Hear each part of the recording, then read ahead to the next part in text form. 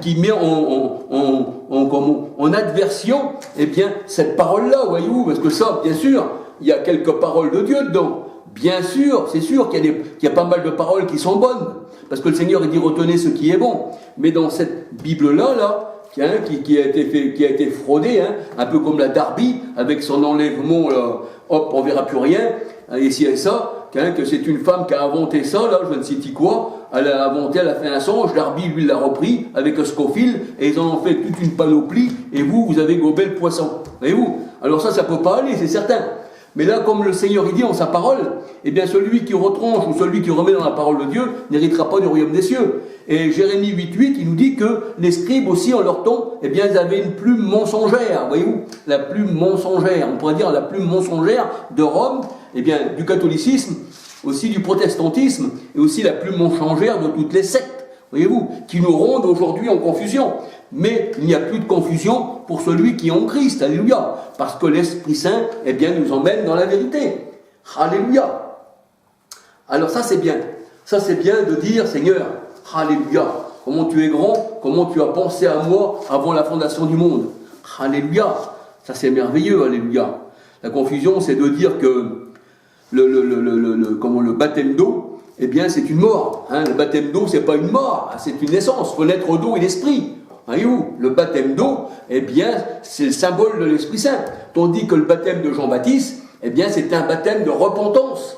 Voyez-vous, c'était un baptême de repentance. Jean-Baptiste disait au peuple de croire en celui qui venait après lui. Et Jean-Baptiste disait, eh bien, repentez-vous. Voyez-vous, ça c'était un baptême de repentance, le baptême de Jean. Et Jean n'a jamais dit, je te baptise au nom du Père, du Fils et du Saint-Esprit. On ne retrouve pas quelqu'un qui aurait baptisé dans la parole de Dieu au nom du Père, du Fils et du Saint-Esprit. Si vous retrouvez ce passage, citez-moi-le, dites-moi où il se trouve. On le trouve dans Matthieu 28, 19, parce que le Seigneur Jésus-Christ envoie ses disciples en son temps, il y a 2000 ans, qui disaient, faites de toutes les nations des disciples, baptisez-les au nom du Père, baptisez-les au nom du Fils, baptisez-les au nom du Saint-Esprit, mais nous voyons que c'est écrit au singulier, le mot « nom » n'a pas de S, et le mot « AU » n'a pas de X, donc c'est au singulier. Et comme on est baptisé au nom du Père, au nom du Fils, et au nom du Saint-Esprit, eh bien, ça veut dire quoi? Ça veut dire que Jésus, il est le Fils, alléluia, donc baptisé au nom du Fils. Jésus, il est le Père, Ésaïe 9.5, et il est aussi le Saint-Esprit, parce que celui qui n'a pas l'Esprit du Christ ne l'appartient pas. Mais ceci ne fait pas trois personnes distinctes, ceci fait simplement Jésus-Christ. Et tous les disciples, dans la parole de Dieu, eh bien, ils ont tous baptisé au nom de Jésus-Christ. Et c'est ce que dit, eh bien, Pierre, Matthieu 28, non pas Matthieu 28, 19, c'est ce que dit Pierre dans Acte 2, 38, que chacun de vous, eh bien, soit baptisé au nom de Jésus-Christ. Alléluia. Mais maintenant, il n'y a plus besoin d'eau. Parce que ça, c'était charnel. Parce que ça, c'était visible. Maintenant, la parole de Dieu, elle dit, Éphésiens 4, 6, il n'y a qu'un seul baptême. Alléluia. Et ce vrai baptême qui compte, eh bien, c'est l'Esprit Saint. Alléluia. C'est lui qui nous lève de l'intérieur. Alléluia. Et on dit que le baptême de Jean-Baptiste, c'était un baptême, eh bien, sous la loi, parce que c'était le dernier prophète de la loi. Et la parole de Dieu, elle dit aujourd'hui, nous ne sommes plus sous la loi, mais nous sommes sous la grâce. Et Jésus aussi, comme je vous disais, eh bien, quand il s'est baptisé par le Seigneur, par Jean-Baptiste, eh bien, Galates 4.4 nous dit que Jésus aussi, né d'une femme, a été sous la loi. Et quand il a été circoncis le 8e jour, c'était encore la loi. Et la loi, elle a duré jusqu'à la destruction du temple de Jérusalem. Alléluia. Ça ne voulait pas dire qu'il n'y avait déjà pas la grâce, parce que Jésus était déjà là, mais on n'était pas pleinement rentré dans la grâce. Il fallait que le temple soit détruit, et que ce barrage du temple, alors, eh bien, soit déchiré, comme le Seigneur disait, qu'il avait déchiré le voile, et que là, on puisse rentrer pleinement dans la grâce. Parce que vous savez, tant qu'une loi reste en vigueur, on ne peut pas rentrer dans une deuxième loi. Et la preuve pour ça que le Seigneur, il avait envoyé évangéliser en son temps les disciples, et il dit, ensuite, une fois que vous aurez évangélisé le monde, ensuite viendra la fin. Mais c'était la fin de quoi? Eh bien, dans Matthieu 24, verset 14, 15, je crois, là il parle de la fin, eh bien c'était la fin de quoi?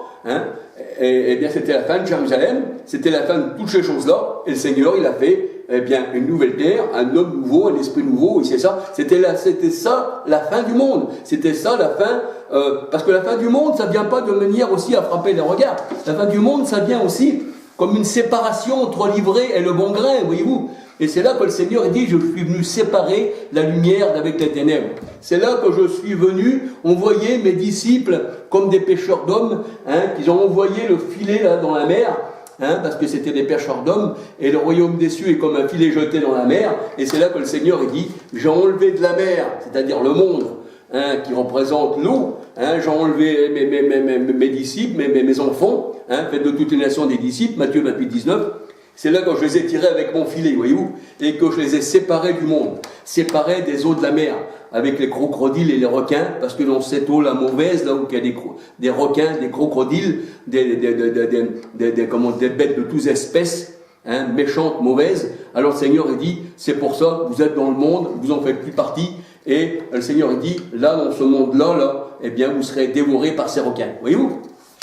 Donc le Seigneur nous a séparés, et nous a mis à part. Alléluia. Mais ça, il y a 2000 ans déjà. Jean 11, 52. Je suis venu séparer, je suis venu rassembler en un seul corps mes brebis dispersées. Mais le Seigneur il dit dans sa parole, Jean 10, 16, mais il dit j'ai encore d'autres brebis. Ça veut dire que tant qu'on n'est pas mort, il y a encore la grâce. Alléluia. Eh oui, parce qu'après, il est réservé à l'homme de mourir ensuite dans le jugement. Mais le Seigneur a dit j'ai encore d'autres brebis. Elles ne font pas partie de cette bergerie. Elles entendront ma voix. Elles n'écouteront pas la voix de l'étranger, mais il y aura un seul troupeau et un seul Seigneur. Or, le Seigneur, c'est l'Esprit, et nous sommes tous abreuvés d'un seul Esprit. Alléluia. Gloire au Seigneur. Alléluia. Je vais vous dire que le Seigneur vous bénisse. Parce qu'il faut que le Seigneur nous bénisse pour qu'on puisse comprendre sa parole. Et le Seigneur a dit, ne maudissez pas, et ce n'est pas notre rôle, alléluia. Ah non, un enfant de Dieu ne maudit pas, mais dit au contraire, bénissez. Alors que le Seigneur vous bénisse, et que le Seigneur vous ouvre les oreilles, et que le Seigneur vous ouvre les yeux. Le Seigneur dit, il faut que tu achètes un collier pour oindre tes yeux. Voyez-vous, il faut un collier. Parce que tout vient des yeux aussi. Si on n'a pas nos yeux spirituels, qu'on a les yeux charnels, eh bien, on ne verra pas la parole de Dieu. Saul, il fallait que le Seigneur, eh bien, le rende aveugle, qu'il tombe de ses yeux des écailles, qu'Ananias prie pour lui, et qu'il retrouve la vue. Alléluia. Voilà. Alors que le Seigneur vous garde, puis que le Seigneur vous garde, parce que le Seigneur, il garde ceux qui lui appartiennent dans ces trous, dans ces sectes. Mais quand je parle de cela, je parle à ceux, eh bien, des brebis du Seigneur. Que le Seigneur vous garde, et que le Seigneur vous bénisse, et que le Seigneur vous fasse comprendre sa parole, et qu'il vous donne un esprit de révélation. Alléluia. Parce qu'une fois qu'on a cet esprit de révélation en nous, que le Seigneur nous révèle les choses, eh bien, on n'est plus aveugle, alléluia. Mais tout ça, ça se tient dans le cœur, alléluia.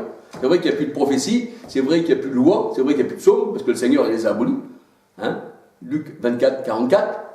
Mais le Seigneur, encore, là, dans nos cœurs, agit. Et tant qu'il y a de la vie, tant qu'il y a de l'espoir, alléluia. Amen.